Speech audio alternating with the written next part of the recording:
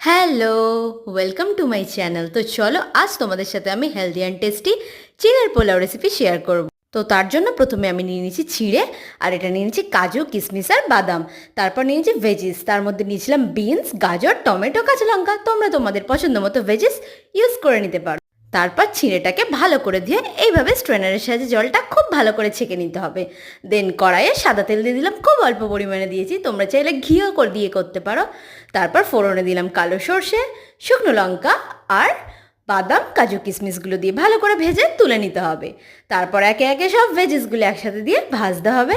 দেন দিয়ে দিলাম পরিমাণ মতন হলুদ গুঁড়ো আর দিয়ে দিলাম পরিমাণ মতন নুন। দিয়ে সবজিগুলো সেদ্ধ করে চিড়েগুলো একসাথে দিয়ে দেবো। তারপর দিয়ে দিলাম গোলমরিচ গুঁড়ো আর বাদাম, কাজু, কিশমিশ অ্যাড করে দিয়ে দিলাম গুঁড়ো গুড়। এটা চিনির চেয়ে বেশি হেলদি, তাই এটা অ্যাড করেছি। ব্যাস রেডি আমাদের টেস্টি টেস্টি চিড়ে।